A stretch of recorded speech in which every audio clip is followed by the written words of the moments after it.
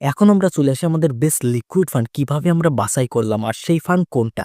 এখন দেখেন লিকুইড ফান্ডের রিটার্নস প্রচুর বেশি কিন্তু না। আপনি 15% এর রিটার্নস কিন্তু পাবেন না। এফডি এর মতন বা এফডি এর আশেপাশে বা এফডি এর থেকে কম রিটার্নস পাওয়া যেতে পারে। তো এক্সপেন্স রেশিও অনেক বেশি প্রয়োজনীয় হয়ে যায়। এক্সপেন্স রেশিও খুবই কম হওয়া লাগবে। তো আমাদের কাছে ৩৬ লিকুইড ফান্ড ছিল। আর আমরা সবথেকে ১ম ফিল্টার লাগালাম সেই সব লিকুইড ফান্ডের যাদের এক্সপেন্স রেশিও ক্যাটেগরি এভারেজ থেকে অনেক কম। এখন ক্যাটেগরি এভারেজ ছিল ০.১৫%। আর আমরা এটা দেখলাম যে এরকম কোন ফান্ড আছে যে এর থেকে বেশি চার্জ করে থাকে। তো এই ফিল্টার যখন আমরা লাগালাম তখন ১৬ ফান্ড আউট অফ ৩৬ এলিমিনেট হয়ে গেছে। আর আমাদের কাছে বেঁচে আছে ২০ ফান্ড। আর লিকুইড ফান্ডের দ্বিতীয়ত সবথেকে গুরুত্বপূর্ণ বিষয় হলো সুরক্ষা। কারণ আমি আগেও বলেছি যে গভর্নমেন্ট সিকিউরিটি সবথেকে সুরক্ষিত হয়ে থাকে। আর এরপরে ব্যাংক আলারা দ্বিতীয় ধাপে রিস্ক পজিশনে থাকে। আর তারপরে ৩য় পজিশনে কর্পোরেট আলারা সবথেকে বেশি রিস্ক পজিশনে থাকে। তো রিটার্নস ম্যাক্সিমাইজ করার জন্য বেশি, বেশি অ্যালোকেশন কর্পোরেট সেগমেন্টে দিয়ে দেন তাহলে রিটার্নস বৃদ্ধি পাবে।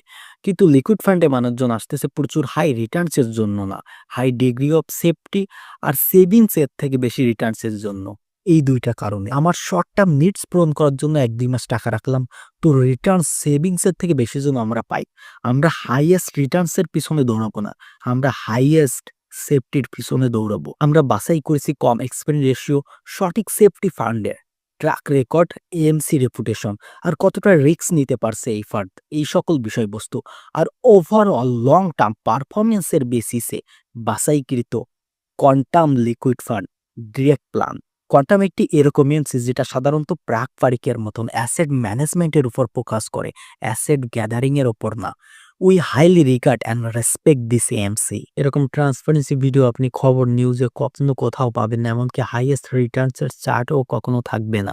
এর জন্য বাকি যে ক্যাটাগরি আছে তাতে রিকমেন্ডেড করতে একটু কষ্টের হয়ে যায়, কারণ বাকি যে ক্যাটাগরি তাতে সেফটি কম দেয়। কিন্তু লিকুইড ফান্ড একটি এরকম ক্যাটাগরি যেখানে আমাদের এই সেফটি ওরিয়েন্টেড অ্যাপ্রোচ প্রচুর পছন্দের। In fact out of all ৩৬ fund government সিকিউরিটিসে এই ফান্ড সবথেকে বেশি অ্যালোকেশন করেছিল ৪২%। এর মানে মোটামুটি অর্ধেক ফান্ড আপনার কাছ থেকে নিয়ে নেয়।